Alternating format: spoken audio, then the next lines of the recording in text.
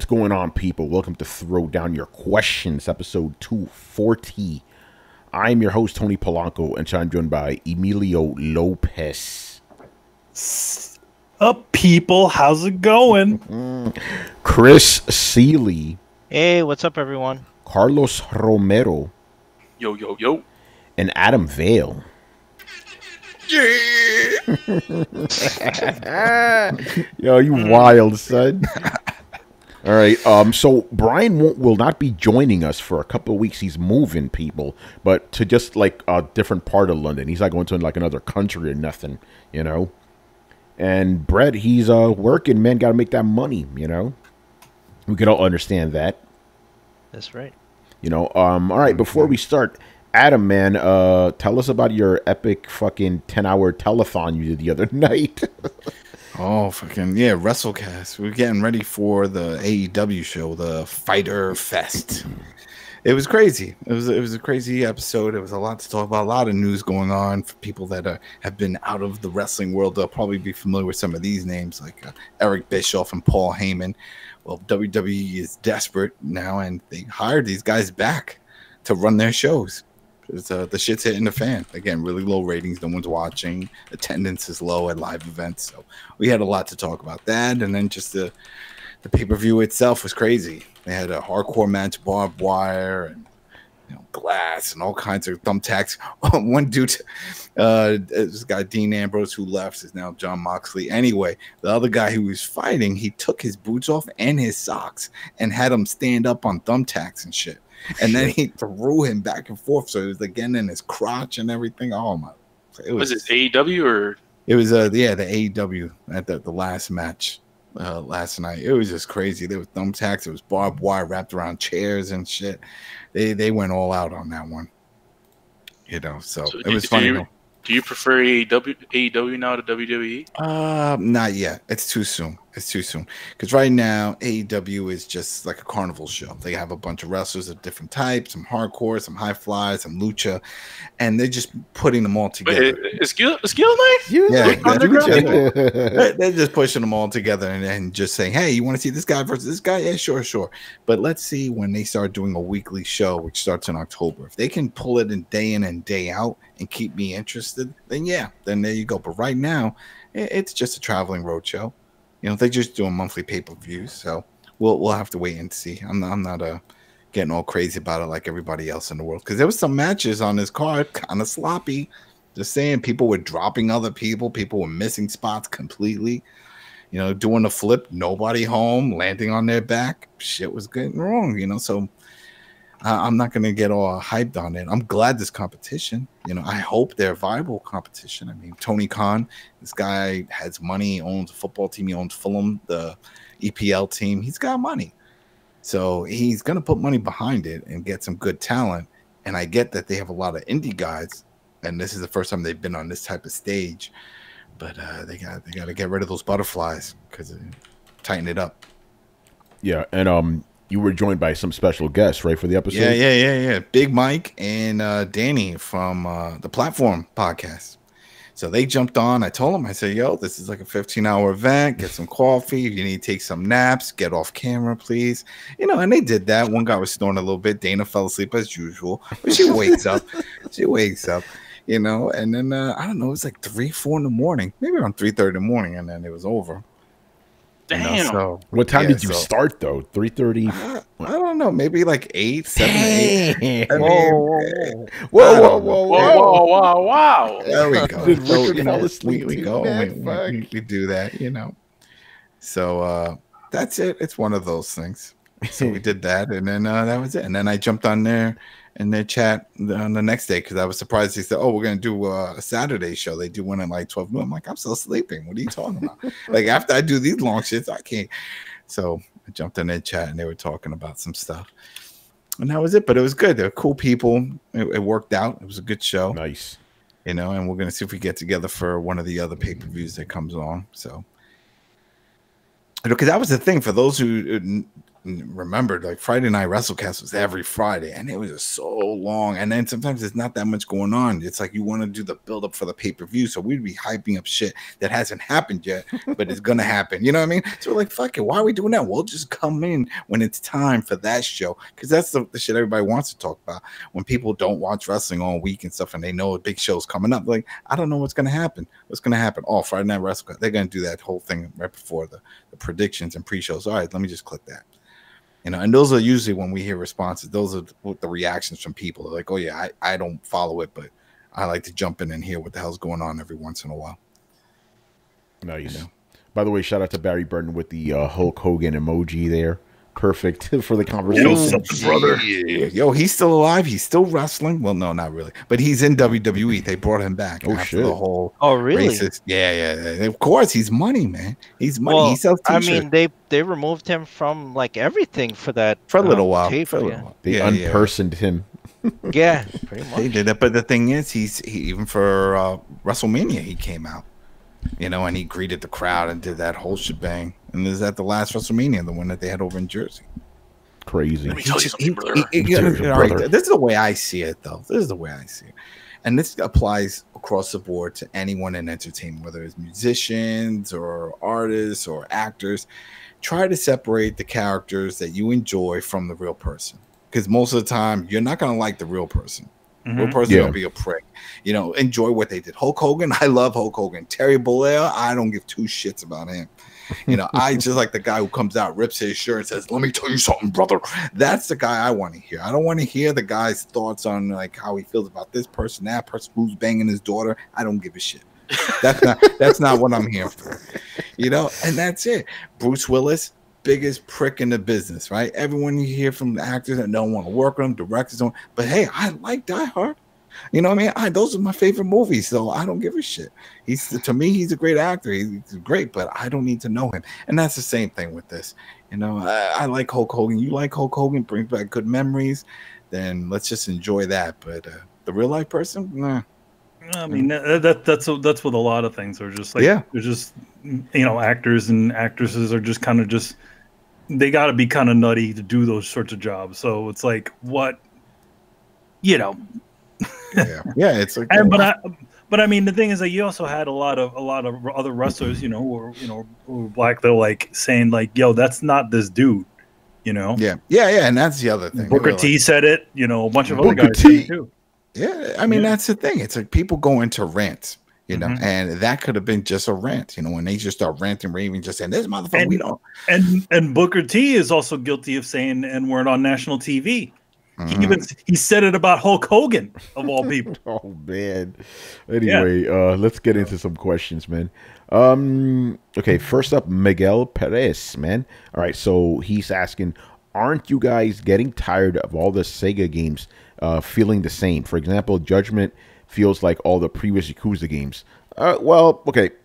Judgment is going to feel like Yakuza because it's made by the same studio, and it literally takes place in the same world as Yakuza, so it's going to feel the same.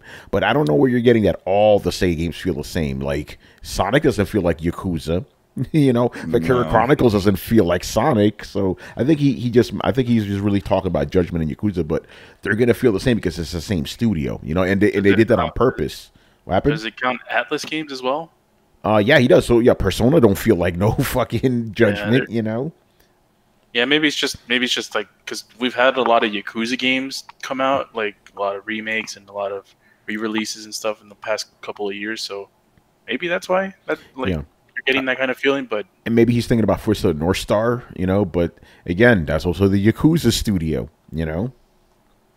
So yeah, maybe you should ask, are Yakuza Studios games feeling the same? And yes, of course they do. It's the same studio, you know.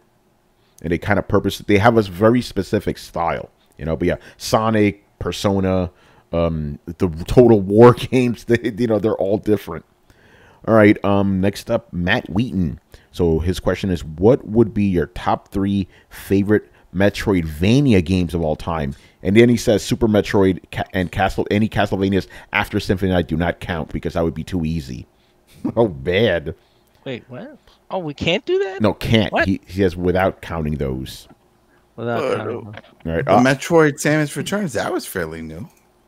But was that really Yeah, that was new. I'm gonna allow that. It's a Metroidvania game for sure. All right, fuck it. It is a Metroid game. It's literally a Metroid game. You can't avoid that shit out. Yeah, I got one that me and Chris could agree on. Axiom Verge. You know. Oh yeah, that was great. That was That awesome. game was awesome. Yo, somebody's fucking parrot? It's all the way in the back. No, What the fuck? they're doing fireworks Oh, down the okay. block. Oh Fucking loud. shit! I have the window open. 4th of Yeah. July is next week, buddy. Nah, it started Not for last this- month. It No, started I last had month. fireworks Yeah. too. Not in places where fireworks are legal. Yeah, man. It's already started. Exactly. Don't matter. So yeah, we got Axiom Verge. Obvious one, Bloodstained. You know. What else? What's the name of that one Guacamelee. game? I like Guacamelee. Is that, was a good Metroid? one. Is that Yeah. a Metroidvania game? Oh shit, I didn't know that. You play as a Mexican wrestler running Oh, around. shit. Yep. Oh god, I'm forgetting the name of the game. Something Protocol was it? Totally forgetting the name of the fucking game. It was an You Xbox mean the exclusive. Xbox game? Yeah, it was an with, Xbox game. Yeah, Shadow You get the Complex? Shadow Complex. Thank you. Yeah, Yeah. that Oh, was that's a great. good That was one. Yeah, there you go. Yeah, That was that's a great one. game. That's one of mine. All right, what other ones we got? There's so many. That's the thing. There's so many that came out over the years. Wasn't a Shovel Knight linked onto that whole thing? I don't know if it was Metroidvania. I don't think that Hollow Knight counts. I think that was just a Hollow Knight platformer. is not Yeah. Shovel Knight. Oh, Shovel Knight's more like yeah. Mega Man and Super Mario merged together. The SteamWorld Dig. That was another one. Yeah. Because you had to do a lot of backtracking and running around, and there's different mazes and stuff. So I spent a lot of time in that for a while. This one's gonna sound weird, but it is a Metroidvania game. You know, it's 3D. Batman Arkham Asylum, the first one. That was a Metroidvania game. If you thought about it, like you had to go around and like you couldn't progress unless you get specific items. Then you got to backtrack and get them and shit. You know. So I'm gonna throw that one into the mix too. Oh, where you need to, so that way you can go into different parts. exactly. Yeah. Yeah, I guess it could And the be. maps start linking up with each other eventually. You know. In the 3D world, yeah. Yeah. I mean, I haven't played any of the Metroid Prime games. So I'm assuming they play the same way. You know. Yeah. I liked I mean, does Metroid Fusion count? Because that came after Super Metroid. Yeah. He said don't count any of the post Castlevania. He didn't say anything about the Metroid, so go ahead. You know. I mean that was good. I liked Guacamelee. That was a Metroid game. Yeah. Yeah, that was a fun one.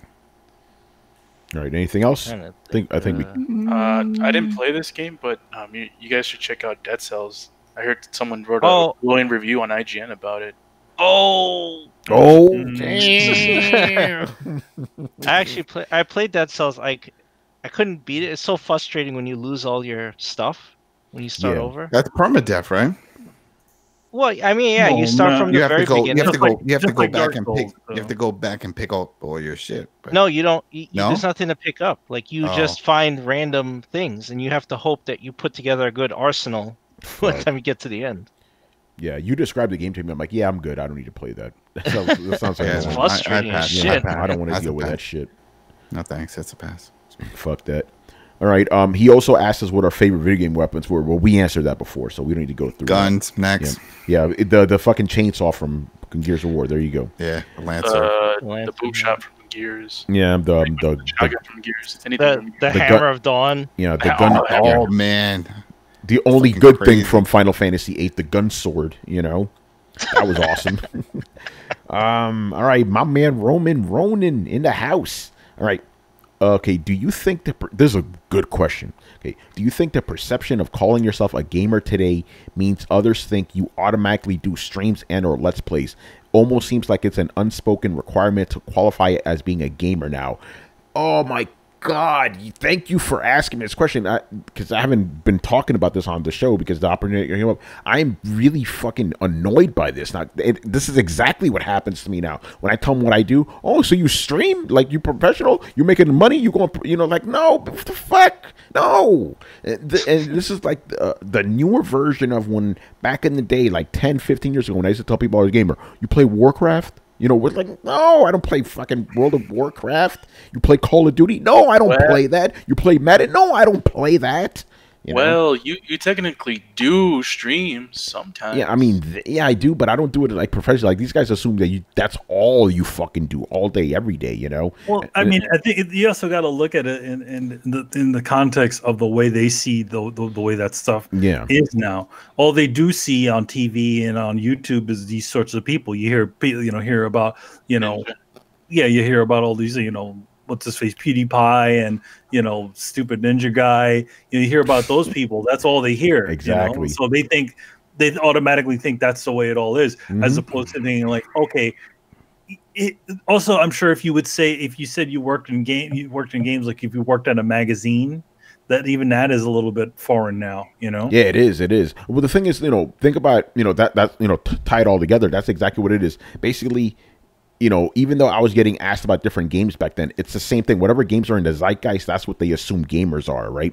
Oh, you play Fortnite. Oh, you play this, that, or the other thing, But yeah, I've noticed that a lot. Call of Duty, you shoot. Yeah, you shoot, yeah.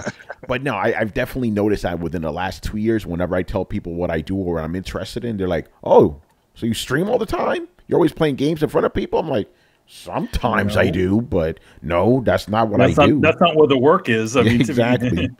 It's funny because also that situation is also kind of I want to say this. It's also a sort of rare thing to be successful at that. Yes. Yeah. As many as there are people out there that actually stream, there's only a handful of people that can actually say that they really make a living at it. Yeah, no, you're right about that. The trick to it, and at least for YouTube, is just to be consistent, give up anything else in your life, and hope everybody click the like button so that way it always pops up to the top, and then eventually you'll just keep getting juggled around at the top. Like a speed bag, because as soon as those people stop, they take a week off or something. Yep. What's interesting? Like how I guess for the lack of a better term, stingy people are with the like button on YouTube. Because think about it. Like for example, you have an episode that gets for one of ours 150 views, right? And 2 or 3 likes. I'm like, why didn't, if you guys like the video, click on it? But people are. I remember somebody I saw on Twitter was talking about I don't give out likes like that. I'm like, just click.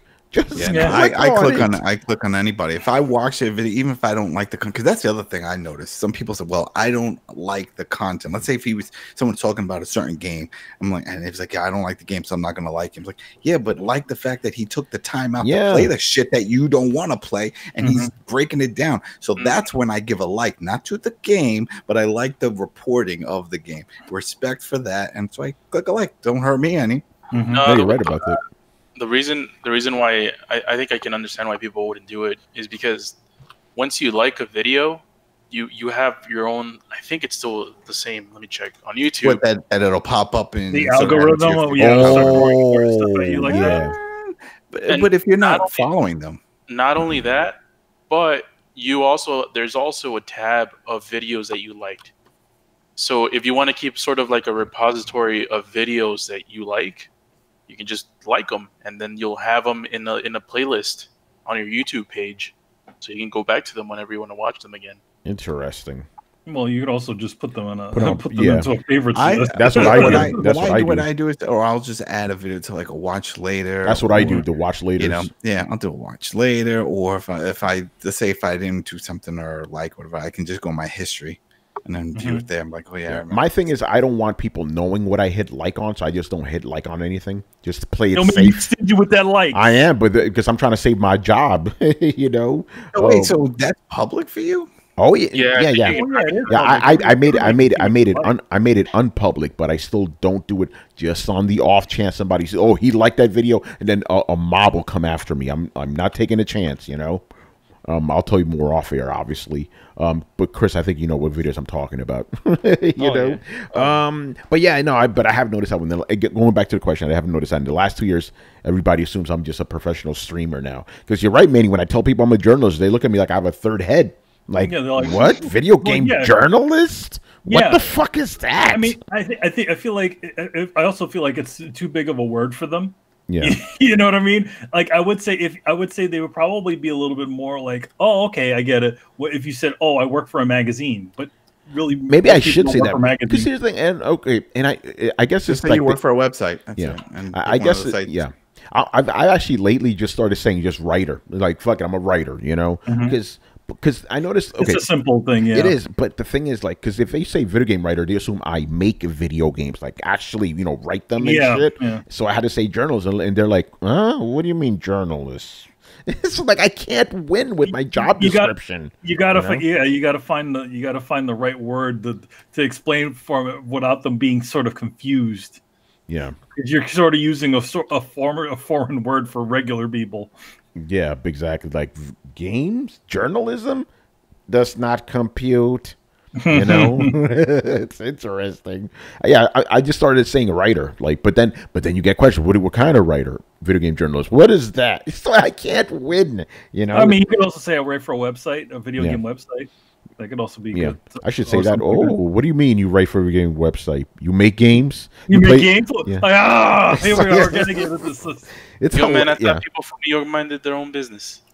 Yeah, no, these are people from outside New York, man. Nobody asked me in New York, Well, no, I mean, it's like the way it usually happens is you don't get asked that by people in the street, but you do get it asked by the people that maybe somebody in your family, right? Yeah, exactly. Oh my God, the family forget about it, Yeah, so they don't know shit.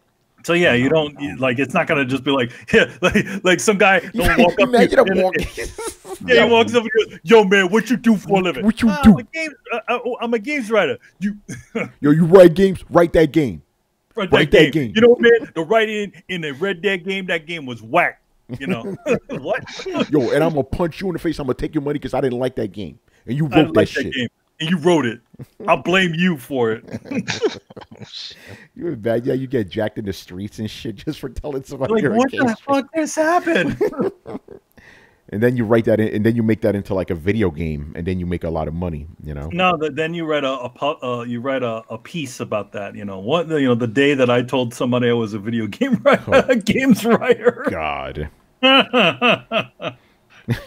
right, man. Let's move on to the next question. Okay, if you were to buy a diskless console without the disc tray at or around the current generation's price point, what would you expect the hard drive size to be? 1 to 2 terabytes. If it's diskless, I need space, and obviously they know that I'm going to be doing everything digital. You're pointing me into the digital direction by removing the disc tray. So come on now. But you still have to install these games anyway. So aren't we pretty much living in that kind of scenario? We just use a disc to install the game. Yeah. Oh, the disc is just for the key. That's all it is. It's pointless. Well, but that's the thing. A lot of people don't realize. No, Carlos, you're right. Yeah. Yeah. No. Yeah. But you're extracting the data. Yeah. Well, I mean, that's why I stopped buying this. I'm like, what the hell's the point? I still have to install the whole thing. There's no point to owning discs, at least for me. It's not like what people think, where it's like, oh yeah, well, I could just grab a game off the shelf and put it in. It was like back in the day you could. Now you try to do that, it's going to say it needs to go online to get a patch. It's unplayable. Yeah, right. Some bullshit. But yeah, in general, 2 to 3 terabytes. Like you need that. 1 terabyte is not enough anymore. Good luck getting 2 or 3 terabyte SSD in the next gen. Fuck, man. Yeah, well, it's gonna be interesting, man. I can't wait. Some people are gonna get pissed. Yeah, right. $800 consoles, man. Michael Pachter, man. Mm-hmm. You heard it here first, man. Yeah. So do we all agree on that? 2 terabytes? Yeah. Yeah. Yeah, I guess so. That would be a dream. Yeah. Right now, if they're going SSD, they're going a different direction. Yo, imagine they come at you with a 500 gig console again, bro. Fuck. Of course, yeah, I could see them doing it because they're going to be like, "Hey, we got a bunch of USB 3.0 ports. Go ahead, knock yourself out. Plug in, play the game slow again, Because think about it. Go ahead, bro. Oh no, this is going to change the subject a little bit, but it's kind of on topic. All right, so remember we had I think it was me, Tony, and Chris somewhere had a discussion with someone on Twitter. Like we were fighting about the storage space on the Switch and how how the storage space will get filled up pretty quick. And that person said, nah, that will never get filled up. It'll take years. Years. Fuck out of here, man. That ain't aged well, man. Yeah, right. We got to find that tweet. Yep. Got receipts. Oh, man. All right. Moving on. G Mega Force 123. But there's a caveat. His sister's asking us questions this week. So shout out to his sister, man. She's a gamer too. All right, sister. G Megaforce 124. I don't know what her name is, man. So her first question is, do you think that your game knowledge makes you enjoy games less? I've been playing Alan Wake recently, and it's been an interesting experience. There are a lot of elements to the game that I feel are very obvious, overused, and repetitive. I should say that I'm still enjoying it. I'm just commenting on certain aspects here. If it were up to me, the game would be entitled Alan Wake's Adventures and Obnoxious Player Leading. It has gotten me wondering if the only reason that I notice these things is that I have played a lot of games with those mechanics. That's a good question. You know, like if you were to go to it, like I'm wondering if she were to go to Alan Wake, like less knowledgeable about those mechanics, would she like it more? And then that would also go back to us. Like if you play a game that you're like, I've seen all this shit before, would you like it more if you haven't seen that shit a bunch of times? There's a case for it, you know. Yeah, probably. Yeah. It's like that with movies and stuff. But we know slasher films because you've seen one, you've seen them all. You know, so I'm like, oh, I know what to expect in this, and that same applies to certain games. You see in a game, you see a side scroll little guy jumping around, like, oh, I already got an idea what this is. Forget it. Yeah, exactly. So I guess in a way, but you could say that about any medium if you think about it. You know, like if you do enough of it, you're gonna notice patterns. Everything has a pattern. You know. And things that work and marketing. Marketing is always going to push specific things out there, you know. I mean, for me, I mean, like for like a lot of that stuff, it's like that's also part of the established sort of status quo of what gaming has been kind of evolved to. I mean, to be honest, every single game started doing this because people were all confused and you know, from original gaming. You know what I mean? Yeah. You know, I mean, like even you, like, you know, like on Bloodstain, you're like, yeah, you know, it doesn't tell you where certain things are, right? Yeah. And you're like, well, that's not the type of game it is. It's not supposed to lead you to everything. Yeah, exactly. You know, and that's the way that the only reason why a lot of games do it now is because they kind of spend all this time on these things and they kind of want to show off and be like, hey, you could go over here, you know. Yeah, but it's other things too, like, you know, hack and slash mechanics, shooting mechanics. You know, a lot of games use the same things over and over and over again. They use the same thing, use familiar controls and familiar things that we know as a thing, but they still, to be honest, at the same time, they also have to be wary. There are people out there who don't know these things. Yes. And that they have to kind of, you know, also give them the thing. That's why every single game has a fucking tutorial level at the beginning of the game, right? Yeah. You know, Contra didn't have that shit. They didn't say, oh, hey, this is how you shoot. This is how you jump. It didn't do that stuff. Yeah, well, you know, Contra had something that games nowadays don't have, an instruction manual. Yeah, exactly. And an instruction manual. But now they point you to a .com. Yeah, no, now they just do it all in the tutorial, you know? Hey, remember where Destiny, where it had all these cards and all these bios, and it was like, go to a website and read this shit. Learn about the lore. The reason why they did that is because they stripped the story from the game and they put it online just because, oh, okay, we need to give them something. Yeah. But yeah, I definitely think that it's just because of the sort of tropes that we've kind of sort of evolved over the years. And because there's certain things that don't exist and some things that do exist, some people, you know, get frustrated when they're not led along, you know. Yeah, it's interesting. You know, like as opposed to I don't think you can fully release a game like the way we got games when we were younger these days, because people would just get incredibly frustrated by the fact of like, wait, you can just walk anywhere and just do what you want. Every single game does it. Even as much as big as and open as Breath of the Wild is right now, it also does a fair amount of hand holding right in that first valley place. In fact, that first valley place is the tutorial level. Yeah, that shows you every single. Yeah. It shows you every single thing that you need to do. It shows you all the different stuff that you can do, all in that one area. So it's like even that. Yeah. So I mean the only way to do that is the only way to kind of pull away on that sort of hand-holding thing is to get gamers, you know, modern gamers to accept that there are some things that they need to figure out on their own, but then they'll get pissed off about that. Yeah, and even reviewers get mad. It's like, oh, what the fuck? This game's Yeah, not telling me where to why go. isn't there this or why isn't there that? A fun example is, I'm going to use Bloodstained again. So when I first started playing Bloodstained, right, I was playing it before the patch because I backed the game, right? You back that ass up? Yeah. So I backed the game and I got the game early. So I was, doing the usual thing. And I remember how these sorts of games work, right? So then later on, maybe the day later, it got an update. And then I noticed that there's all this extra shit that wasn't there. That kind of like stuff that keeps track of things that I didn't see before. So like, how like in the game, you get all these treasure chests start, when you get close to a treasure chest, it shows up on the map. Yeah. When I was first playing it, it never did that. Crazy. Yeah, all that stuff that they added all these additional maybe modern sort of gaming sort of tropes in there to kind of lessen the blow a little bit. Yeah. When I first started playing it, it had all that shit in there already. No, I didn't see that. In fact, some people were complaining that it did some weird things to people who actually played it early, but I never got that far where it really mattered that much. Do you think that sort of the opposite effect works for a game like Nier Automata?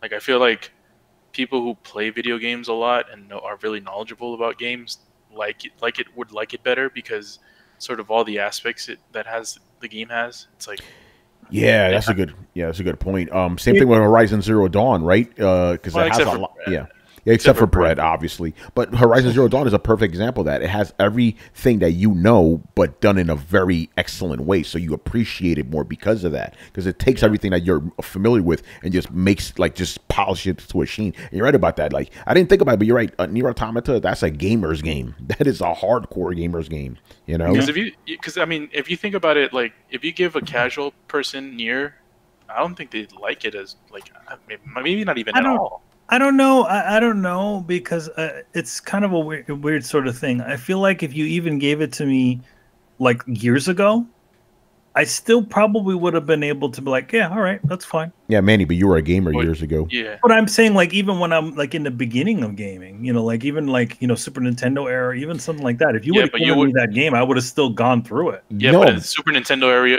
era, that game would have been amazing.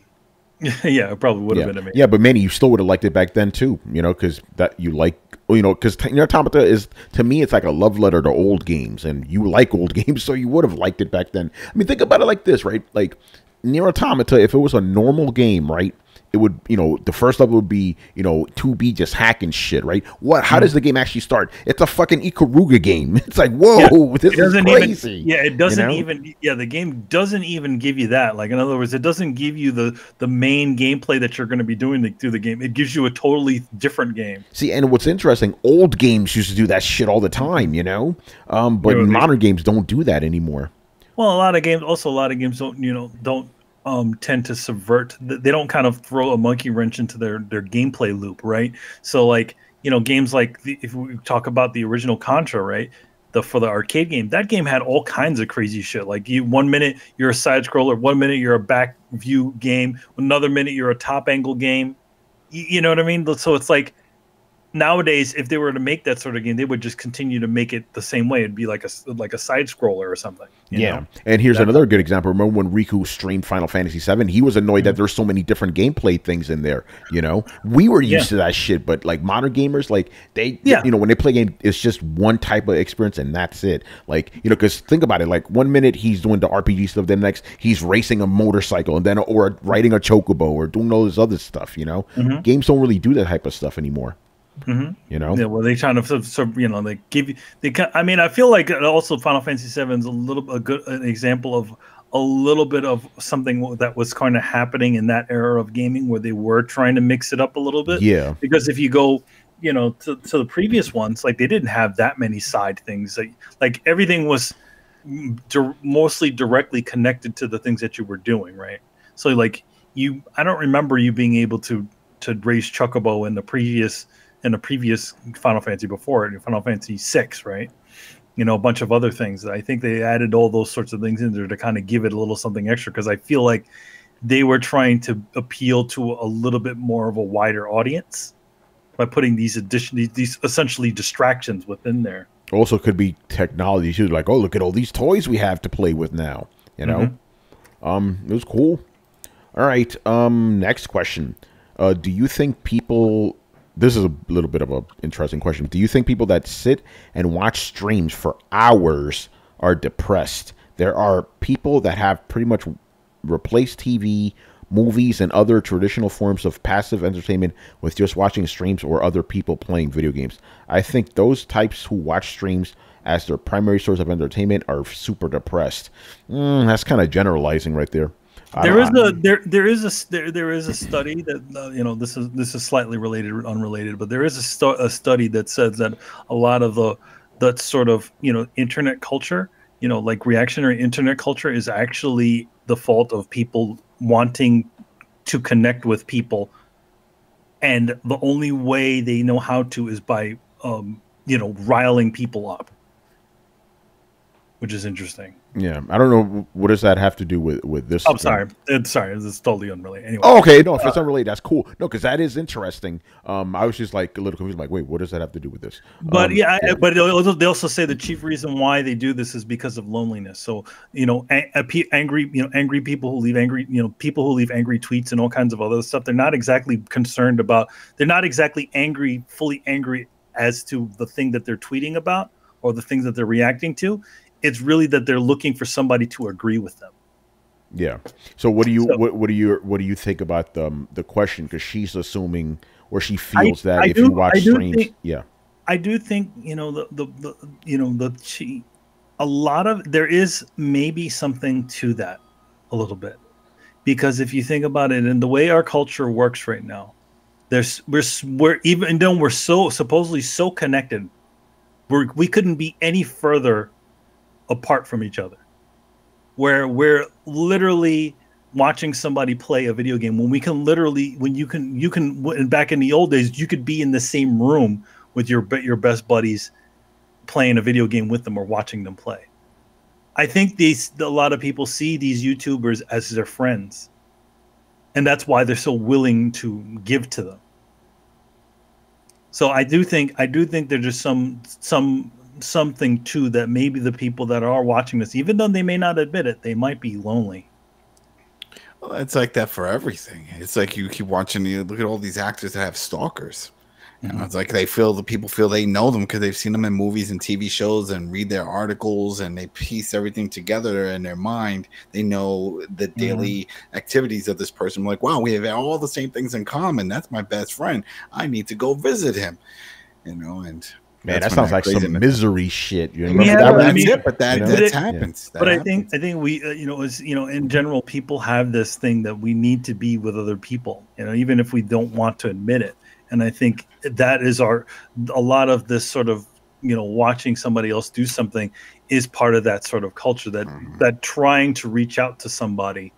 But plus, if let's say you're alone, you don't have many friends or whatever it is, even if you don't, it's not even a friend thing, you're just alone and you're like, man, I wish there was someone I could talk to something. You go on there, these people are playing live. So while you're there looking at a screen, maybe by yourself, searching the web, there's other people live playing and chatting, and you could jump in and you don't feel alone anymore. But I don't know if I'm so willing to say that literally millions of people that are watching this sort of stuff are all lonely. You know what I'm saying? Some probably are. I'm not going to deny that, but I don't think the vast majority of them are. I think they're just watching it for fun. To that level. Here's the thing. Like, it obviously, I don't. It would be a generalization. I don't think every single person out there who watches these streams and sorts of things, watches other people play video games, are lonely. But I do think that that can be one part of why they're watching. Oh no, I agree with that. I just don't think I think we're just agreeing from different angles, actually. Because I don't think the vast majority of them are depressed people. But I do agree that if you are depressed, you probably would feel some connection to somebody that streams, because it's like, hey, it's a friend, and they're gonna react to me whenever I say something. Exactly. And I mean, you see, I mean, there's people that have also gotten pissed off that they don't say anything. They'll literally write something and they're like, "What? Are you ignoring me?" Stuff like that. Yeah, and then there are people that kind of take it too far. Like they donate a lot, send all this other stuff, and then they expect the streamer to reciprocate. It's like, and then when they don't, they get mad. It's like, I'm giving you all these things, and you're not even trying to be my friend. It's like, doesn't work like that, man. It's a sort of a weird way of buying friends. Yeah. Like somebody this person that somebody they admire, and they're giving it, and they feel like they should get something back for it. Yeah, Chris, what's your take on it, man?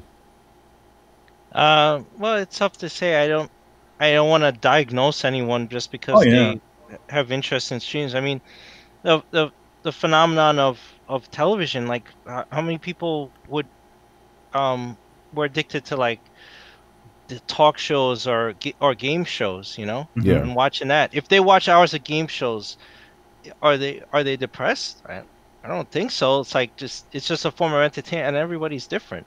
People are looking for different things. I partly agree with Manny. They identify with some of the streamers, and they kind of get in their mind that that's their friend, and the streamers kind of cultivate that too, where they say I love you at the end of the stream, or oh, reach out to me, whatever, and then you think, oh, I'm talking to my buddy. So there's that. But I wouldn't go so far as to generalize all of them as, oh, you're depressed because you're watching streams for hours and hours. Maybe it's just entertainment like anything else. Maybe people just like, that's what I want to watch.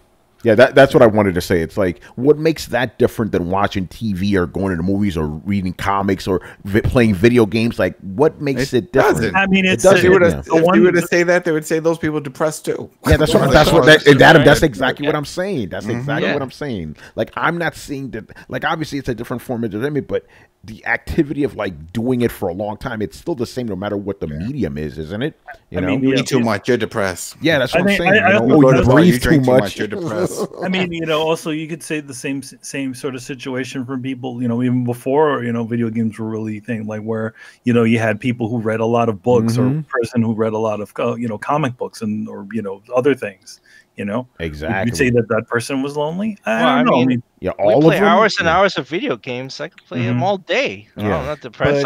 That's what I like to do. Yeah, man. Exactly. Different strokes, man. Different strokes. But that's also how it's portrayed in the media. It's like, oh, it's the lonely guys that are always in the comic shop, never seen a girl. It's like, oh, if you're always playing games, get out of your parents' basement. It's those stereotypes that trigger with all of that, and they're stuck on it. Yeah, exactly. So yeah, I guess don't really generalize because I'm assuming you play a lot of video games. I don't think you would like it if somebody said you're depressed because you play a lot of games. Different strokes, man. Different strokes for different folks. Because the world don't move to the beat of just one drum. But it also, might be right for you. All right, they're never bringing that shit back. Never bringing that shit. Also, the thing is that, like, again, people also have a very different these things can also be coping mechanisms for deeper problems. You know what I mean? So, like, you have these sort of, even something as simple as collecting something, to a point can also be considered a coping mechanism for a deeper issue. Yeah, but that could be for anything, not just streaming. You know what I'm saying? No, yeah, I'm saying. Yeah. All right, Carlos, man, are you back? Yo. Yeah, what's your take on this, bro? Yeah, I don't know. It's hard to, like you guys were talking about, it's hard to diagnose millions of people with just one, one thing. It's a lot of people do it for different reasons. Some people feel lonely. Some people just like watching crazy people yell during a stream. Some people are interested in the actual game and feel like they don't want to play it. I think it's just several different reasons why people watch streamers. Just because there are people that might be depressed or that might have these feelings of loneliness doesn't really mean that most people are. Yo, Carlos, man, you watch too much anime, man. You depressed. Yo, man, I've been depressed since I was a kid, man. You binging One Piece, man. You depressed. Like, that's what I'm saying. Like, you can't just make that type of generalization. That's ultimately my point here. All right, where the fuck are we? Black Metal Gamer. So his first question we've already answered before. It was just basically asking what game would you refuse to play again because of outdated mechanics. We answered that a while ago. I think he probably asked us that question. His drunk ass probably forgot. I told you to slow down on that shit, bro. All right, so his next question is, what games from last gen and this gen do you feel are underrated or hidden gems? So it's like newer games, but it still spans like what 15 years now, I guess. But yeah, so what games from the last 15 years do you feel are underrated? Basically, PS3 to PS4 era. Underrated? Yes. I mean, I would say Gravity Rush from the Vitas to the PlayStation 4. There you go. I got another one for you, man. Enslaved, Odyssey to the West, man. Oh yeah, man, that was a good fucking game. Great fucking game. At that Rockstar table tennis. Of course. I keep telling people, and I remember times they were like, "Ah, this bullshit," and when they would play it, they're like, "Yo, this is a real game." I was like, "Yeah, it is a real game. Surprise, surprise, bitch! What did you think it was?" And like, I don't know. I thought it was some I thought it was some bullshit ping pong thingy. You know, it's like, no, this is a real game. Look, the guy's sweating. Oh shit! I'm like, yeah, let's play. You know, so. That's a one game that I think it's overrated, because if it wasn't, people are like, oh no, we got credit. If it's underrated, we would have had sequels already by now, and we didn't. So obviously, a lot of people didn't pick it up. It's a weird one. It's one of those ones. It's a weird one for Rockstar, I would say, because it doesn't follow their usual thing. Like, you know, you think of the Grand Theft Auto. I mean, even Midnight Club is kind of also considered weird for them now. Yeah, right? It is. Yeah, and well, remember that was only done to. They were just testing out different mechanics and stuff for the Grand Theft Auto series, and then they made that little side game there, and Microsoft said, "Hey, we want that for ourselves. We'll take that," and that's how it became a Microsoft thing. Eventually, coming to the Wii, but that was just one of the sharing things with Microsoft. But besides that, I think that's why it was never considered a full-fledged game. You know, that should have been out there. It would have been up to Microsoft to do something like that, to go forward with it. Manny, what was the name of that Ghost Detective game? Murdered Soul Suspect. Yeah, that was a fun game. You know, that was underrated. That was weird. Yeah, that was a weird one. I mean, here's the thing. Like, it was how many games do you see are mystery games nowadays, where you're trying to solve something? There's not really much of those, and this one's just like wacky because it's like, you're a ghost. So I guess you just made me think of a game that is it underrated? Alan Wake. They made a sequel. Alan Wake. No, they didn't. No, they didn't make a sequel. They got the story, the other ones, the side story things that they did. The DLC, but there's no sequel to the game. I still have it. I don't know. Would that be underrated? It was. Here's the thing. Like, I would say that the game was. It's on the level of like a cult classic. I don't think it did incredibly well. Yeah, you know what I'm going to say? I'm going to allow it.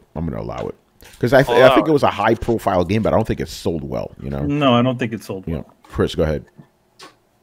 I was gonna say Dragon's Crown. I think it's underrated, and I'm gonna give Brett's answer and say Divinity. Oh yeah, there you go. Divinity's a good game. I thought you were gonna give Brett's answer and say Breath of the Wild. Yeah, Fallout 76. Fallout, no. Or Absolver. Or Sea of Thieves. Oh, that'll be his other game, yeah. Yeah, Sea of Thieves, the other one, you know.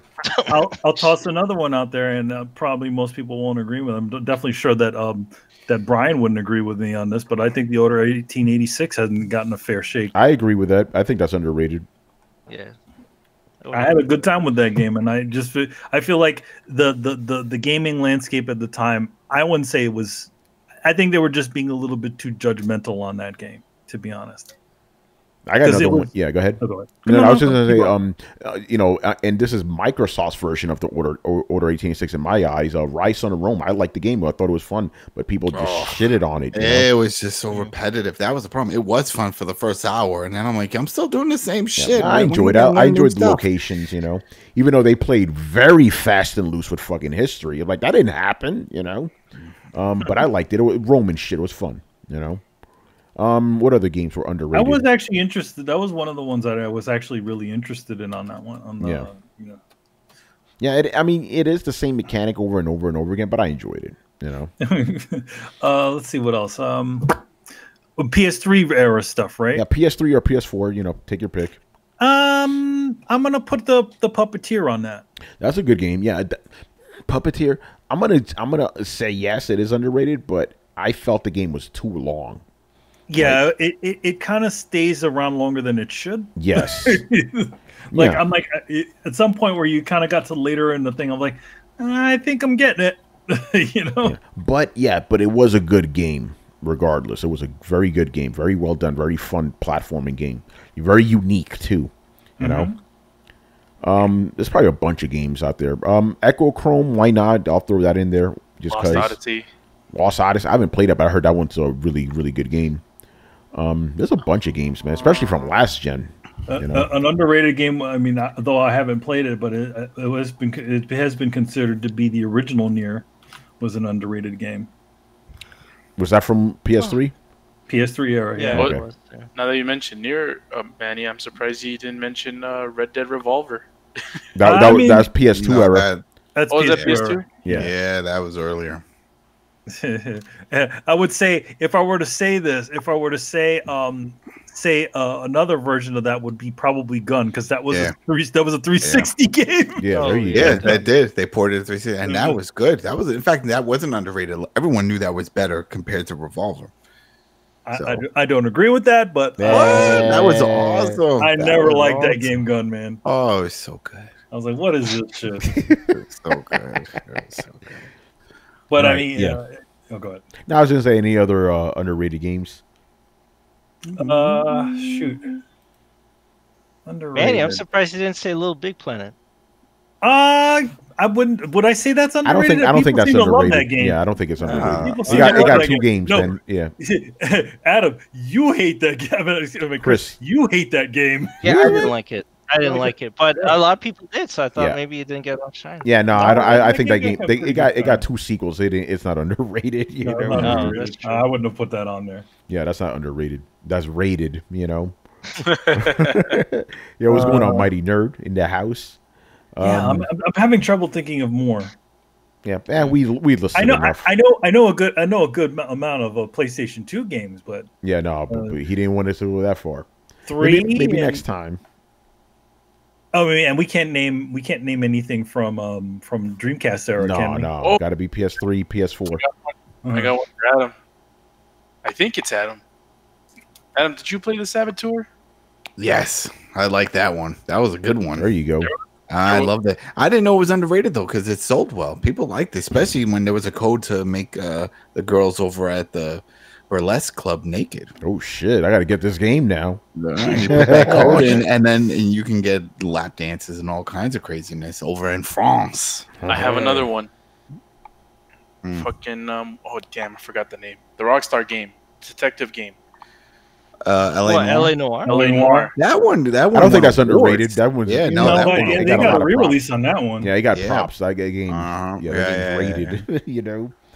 That even won a film award. Remember that? Yeah. Oh, did it? Oh, for shit. that, yeah, because they were using real actors. Yeah, Remember I'm the not guys from surprised by Mad that. Men and stuff like that. And since they had to do their face mapping, they were like, technically, they're acting Yeah. the role. It's not an animator doing it. The facial expressions are of the actor. So Mhm. then they won some awards. That's awesome. Yeah, then the studio closed. Yeah. Oh man. Yeah. Bond. Yeah. What was it? Team Bond. Bond, Bond, yeah, yeah. Bond over in Yeah. Australia. Yeah. Man. All right, and the last questions are from Drunken Demon. That name may not sound familiar, but it's actually Brian. People. He's a drunken demon. Yes. Brian always does this when he's like not on the show and he knows it's not going to be on for a while. He'll ask questions. So his first one is, okay, you're having a dinner party and you can invite any 3 people related to the gaming industry, including developers, CEOs, streamers, and journalists, past and present. Who do you invite? Let's see, Hideo Kojima, Of course. Tim Schafer, because he seems like he'd be an interesting person to talk to. David Jaffe. Oh, okay. So those 3 guys then. Yeah, because I feel like David Jaffe just say some crazy fucking shit. Tim Schafer would be funny as hell, and Kojima would just be like sticks and ropes. Talking about some crazy philosophy or something he's got. All right, Chris, what about you? Fuck. Come back to me. I don't know. All right, Adam. Wait, what? They are only from the gaming industry? Yeah, They yeah. have to Any pick 3 three? people, past and present, from the gaming industry that you would love to have, like for dinner, like 3 of them, like in a room together. Who would it be? The dude that was in charge of Sega. Remember the console wars? Oh yeah, Tom Kalinske. Tom Kalinske. Kalinske. Yeah. I would like to have him. I would like to have Cliff Blazinski. Mm-hmm. You know, have Cliffy Cliffy B. there. Yeah. Miyamoto. All right, that's 3. There you go. There you go. That's 3. Debbie You got Gibson. it. Damn it, Debbie Gibson. Trent Reznor, and just discuss how we could recreate that Quake. Yeah, to recreate the Quake soundtrack because that was awesome. Hold on, do you want to see Debbie Gibson and Trent Reznor do a collaboration? That would be also break your love. I just can't break your love. Okay. He's even got a song. Oh man! All right, Carlos, go ahead, man. I think even though I'm not as big of a Metal Gear fan as most of the people here, I pick Hideo Kojima because I do follow him on Twitter, and that dude does a lot of cool shit. Eats a lot of good food, man. I'm like, okay, I want to do that. That seems to be a common thing with if you watch an Asian person, they always take photos of their food. Oh yeah, yeah. A lot of my friends that are from Asia, they that's what they do a lot. I could never. I mean, here's the thing. Like for me, if I was gonna take it, I eat my food too fast to take photos of it. It's already gone by the time I'm, by the time I think of. Yo, man, it'll just be pictures of plates, you know. Yeah, and nobody wants to take a picture of an empty plate with scraps of food on it, right? So number 2 would be Gabe Newell, because I have so many fucking questions. I'm like, where the hell is the rest of the franchises? Like, what happened to everything? Why don't you release them? I'll try to convince them to release everything. Just release the 3 package, man. Call it the what did they call it? The green box, because they released the orange box. Release the green box with all the 3s. And for my third guest, it's gonna get a little spooky. Yeah, why not? I'll get what's her name? Ikumi Nakamura, man. That'd be awesome. Make it fun. With Hideo Kojima? So wouldn't it be like Mrs. Hideo Kojima talking to Mr. Hideo Kojima? All right, for me, I want... I'm laughing right because it's hilarious. Peter Molyneux. Okay. Oh, God. Sean Murray. Oh, okay. God. And Phil Fish. Oh, damn! That's like the overhyped dinner. Yep, like that would be insane. Like I would just sit back. I wouldn't say nothing. I would just sit back and watch because some crazy shit is going to be said and some shit is going to happen. You know. I don't know. I don't know. I mean, I feel like Phil Fish would probably just be struck and not say anything. You know who would complete the? Well, it's not the trifecta, but the fourfecta. It would be fucking. God damn it. I mean, he's not 100% on video games, but he's done work with that. But he's a director. Is James Cameron? Oh my God, that would have been a fucking yep. The hype man. Yeah, and I'm gonna say it, and the shit'll be hosted by Hip Hop Gamer. Oh man, yo, yeah, it's like so you gonna. He goes up to Peter Ball. You spin a belt, spin the belt. He's like, yo, Pete, are you gonna release a new Fable game? Yeah, right. Well, I'm not working there, but I can never rule out anything. Yo, son, he's gonna release a fucking Fable game. It's an exclusive Hip Hop Gamer. Oh my God. All right, Chris, you ready now, man? Yeah, you know what? I go really old school. I'd invite what's his name? Howard Scott Lincoln, the guy who developed E.T. Oh shit! I want to talk to him. I would invite. He wouldn't want to talk to you. I would invite Nolan Bushnell. Oh yeah. I got a question about Nolan Bushnell. Current or old school Nolan Bushnell? No, old school. Yeah, that's what I'm asking. Yeah. I want 70s Bushnell. Yeah, and if I could dip in time, I'd invite the former president of Nintendo, the old guy, like the guy who was president. No. Is it Yamauchi? Yamauchi, I mean, the older old school guy, the guy who was president in the 80s. Okay. Yeah, I mean, I would love to talk to those guys. Yeah, that would be insane, man. He'd probably Yamauchi would be like, It's like Nolan Bushnell. How dare you? Because because Nintendo sued what was it? Sued Atari for Tengen. Because remember, Tengen, Tengen reverse engineered a Nintendo cartridge and it started releasing Nintendo games. Yeah, and they said they just did it on their own, but no, they actually just remade a cartridge, and that's why they got sued. Yeah, well, Nintendo sued everyone. well, no, they did something they weren't supposed to be doing, which is essentially just remade a Nintendo cartridge as opposed to making something else. I mean, they tried to sue Blockbuster. They sued Galoob for Game Genie. They sued everybody. Man. But they won with Tengen. Yeah, well, that was illegal. You can't reverse engineer the shit. That's clearly stated. Yeah, copyright infringement, Nolan Bushnell. There you go. That'd be interesting dinner. Be like, so did you really crash the video game industry by yourself, dude? Was it all ET?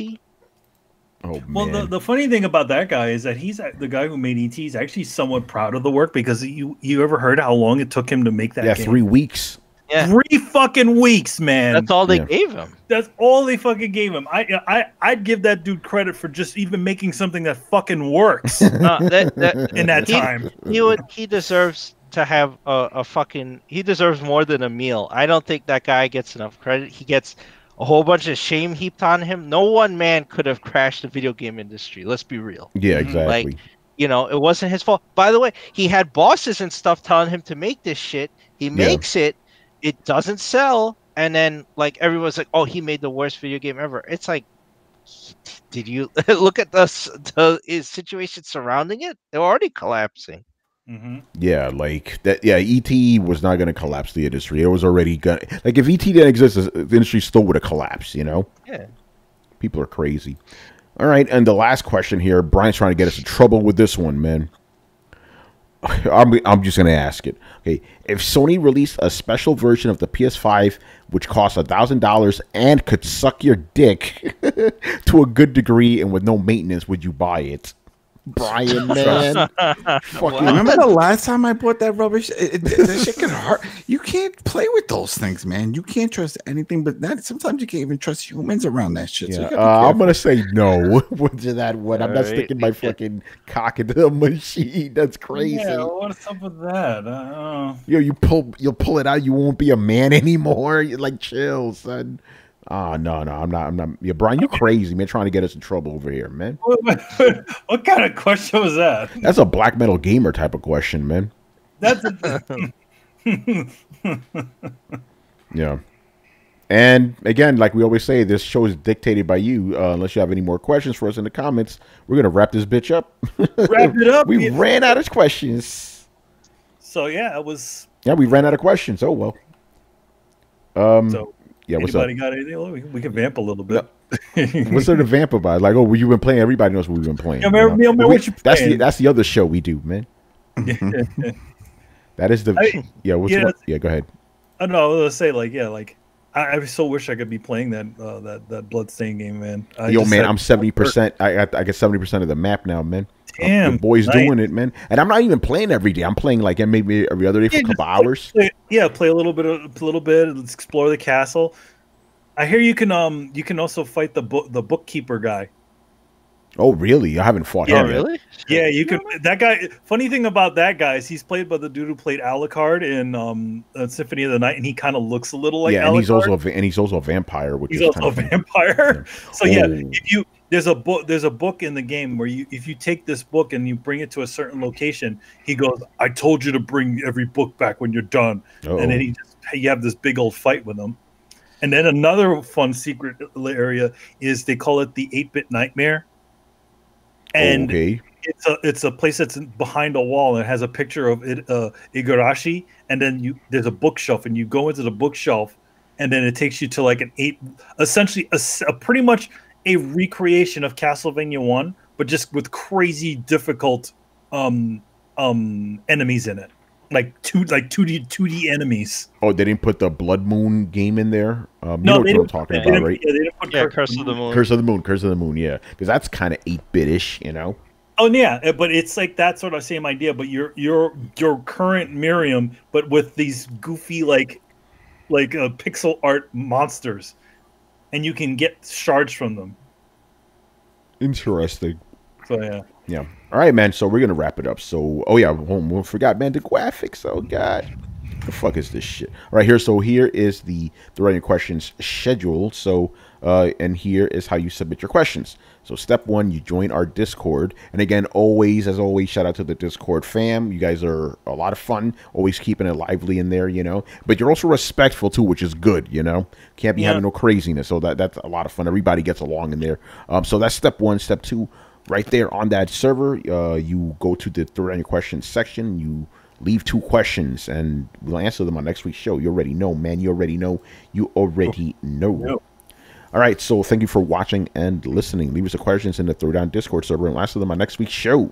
Subscribe to Throwdown on SoundCloud, iTunes, and YouTube. Follow us on Twitch, Twitter, and Facebook at Throwdown Show. Links are located in the description below. Once again, our show is Tony Polanco. It's joined by Emilio Lopez. See you later, guys. Chris Seeley. Hey, take care, everyone. Carlos Romero. Later, people. Jesus. And Adam Vale. Have a good week, everybody. Don't blow your fingers off on 4th of July, please. You know. Oh, by the way, quick disclaimer: we'll be on Wednesday night, people, because we'll be celebrating something on Thursday. I don't know what it is.